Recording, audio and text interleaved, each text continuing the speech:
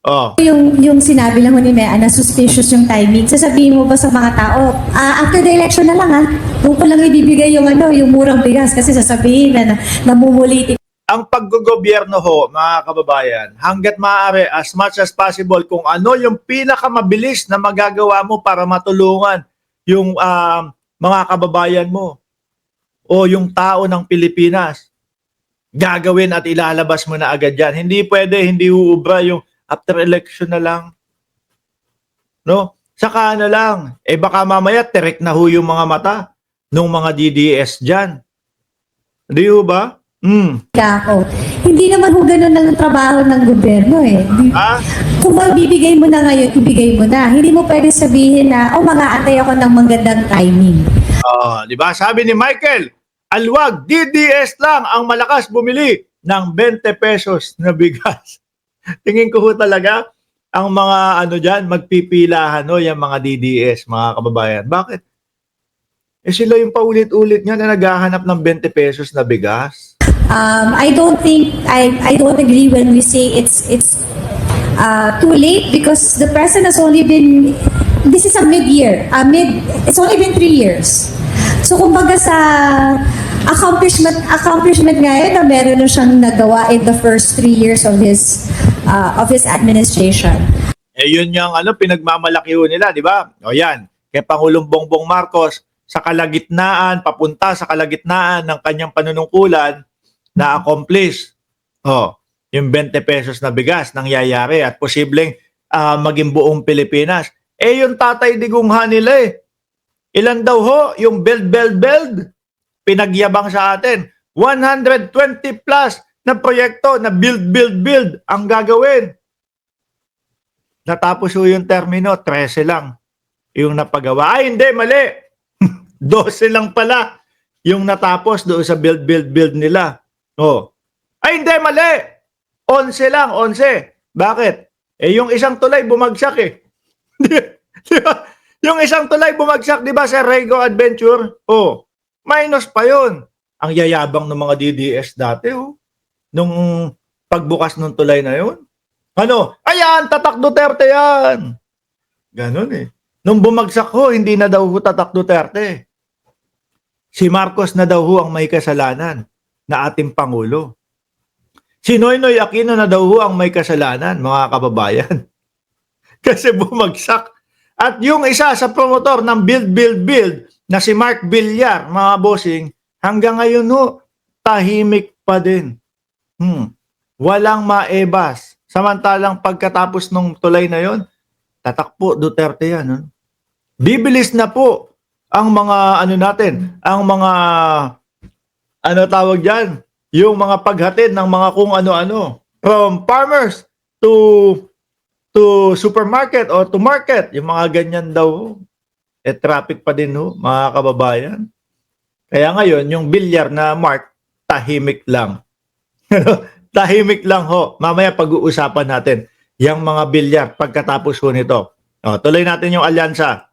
You also have to remember na ang daming problema that are beyond the control of the president when it comes to inflation, when it comes to cost of electricity, when it comes to the cost of gas and diesel, which are really beyond his control.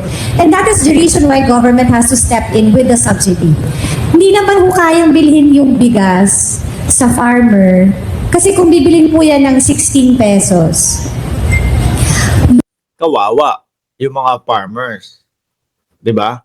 So at least binibili pa din, mga kababayan, doon sa yung ang ating mga farmers ay kikita pa din ho, hindi yung malulugi. Kasi kawawa ho yung mga farmers natin, alam nyo kung saan? Doon sa rice tarification law ng ni Cynthia Villar, mga kababayan. Linagyan niya ng ceiling ho. Ano po, linagyan niya ng ceiling. Tapos ho, mga kababayan, paano naman ibebenta ng maayos ng mga farmers yung kanilang bigas, palugi? Kung ikaw, manananim, magpapalay, magsasaka, tapos palugi yung negosyo mo, palugi yung pagtatanim mo, itutuloy mo pa ba yan? Hindi na. Baka ho, kunyari meron akong 5 o 10 hektarya na taniman ng palay. Tapos, ganito kataas yung aking puhunan. Napakataas, no? Tapos yung rice tarification law ni Villar, hanggang dito ko lang pwede, lugi pa ako. Hindi na ako magtatanim. Ibebenta ko na lang yung lupa ko. Di ba? Ibebenta ko na lang yung lupa ko. Oh. Sino sa tingin nyo bibili ng mga 10 hektarya na mga lupa? Nung mga nalugi o malulugi na mga farmers natin? Kayo dyan sa comment section, i-type nyo. Maxape, shoutout sa'yo. Luging-lugi po yung farmer. Kaya nga po ibinibigay na nga ng 20 dahil may subsidy na ng manggagaling sa gobyerno. Because bagsak po ang presyo ng bigas ngayon.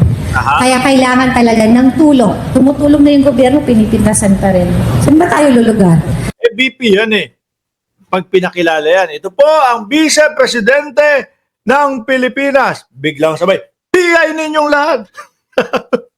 Pag may nangyari sa akin, may inutusan na ako, ipapapatay ko si Bongbong Marcos, si Liza Araneta Marcos, at si Martin Romualdez. Di ba? Pagka nangangampanya. Nakikita niyo po ba to? Si Abante, binabanata. No, wala daw respeto. Panayo, paninira yung kapupulutan natin o yung mapupulot natin doon sa mga DDS, mga kababayan. Paano ho? Nangunguna ang Vice Presidente. Ano sabi? Si Joel Chua na kumbaga nangunguna po doon sa mga hearing doon sa good government sa Kongreso, mga kababayan. So, ibibigay ko po ito kay Apple Nieto.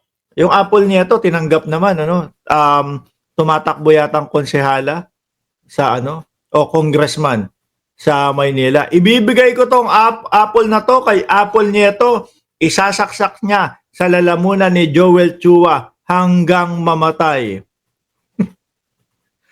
Paano kaya ang Vice Presidente natin, no? Kunyari, siya yung naging presidente sa 2028. Paano kaya natin isasabay doon sa ibang mga leader kagaya nila Trump? Paano kaya, no? Nai-imagine ko lang si Pangulong Bongbong Marcos kayang-kayang sumabay doon kay Donald Trump, doon sa Vatican. Nakita nyo naman mga kababayan. 'Di ba? Ang hirap ng posisyon na to. Ma'am, sir, sorry. And your chances in Cebu, ma'am? And as far as you know po. Okay po. Actually, funny nga din. Sorry, sa Visayas. I'm so sorry. Okay po ako sa Visayas. Kung sasabihin po na pampolitika, di dapat binigay ang bigas na mura sa Mindanao. Kung yun naman pala talaga ang intent na Tama, di kinuha kasi sinasabi, madami kasing bigas na ganon sa Visayas. Di kinuha. Tas ilagay natin sa Mindanao. Dahil sinasabi ng mga DDS, malakas pa din daw sila dyan. Sabi lang nila yun. Di ba? Sabi lang nila yun, mga kababayan. amen Pero as far as I am concerned, ako personally, kami ni Tito Sen, in terms of the survey, okay po ako sa Visayas. And I don't think the president or the administration chooses it in such a way na kung saan. Ayan, kasi mga kababayan, sa mga OFW, pwede na bumoto.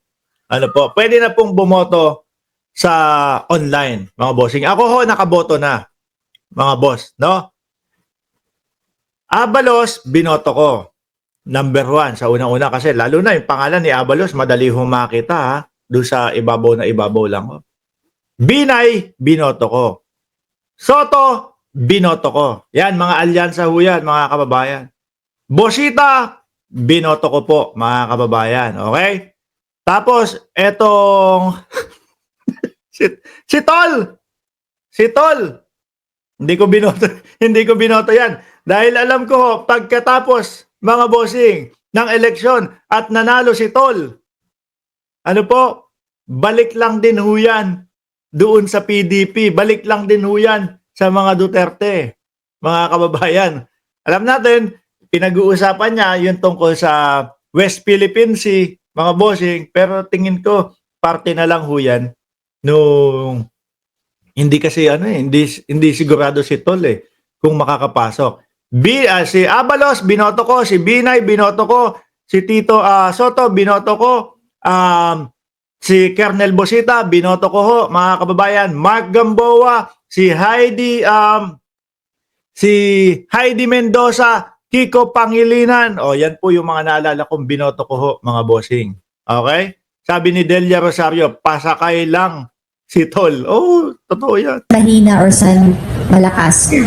I feel that the judgment call was based on sino ba yung talagang nangangailangan. Kaya yun ang pinili. Senator Ping. Ako, my take, pagka tinutulungan mo yung kahirapan at saka gutom, nothing is too Ayan, si dating Senador Panfilo Lacson, binoto ko din ho yan. late, nothing is too little. Gutom yan sa kakahirapan yun lang. Attorney Abalos. Tsaka yung dalawang tulpo, binoto ko din ho, mga kababayan. Si Robin Padilla lang naman yung may ayaw sa dinastiya, mga bossing, no? Si Robin Padilla yung may ayaw sa dinastiya, pero kapag katatlong Duterte daw ho ang nasa Senado, okay na okay daw ho sa kanya. Well, hindi naman sa eleksyon to. Maganda intensyon ng ating Pangulo. At alam niyo lahat ito, matagal niya ang BTing gawin tulad dito. I mean, it's on the records. Tignan ninyo, matagal yung BTing at sinabi niya pa ito. And it's being bashed left and right. Ngayong ginawa niya is again being bashed dahil eleksyon. Hindi bang gano'n? Talagang nagkataon lang na alam naman natin ang presyo ng bigas, mababa ngayon at yung iba sinubsidize na lang. No?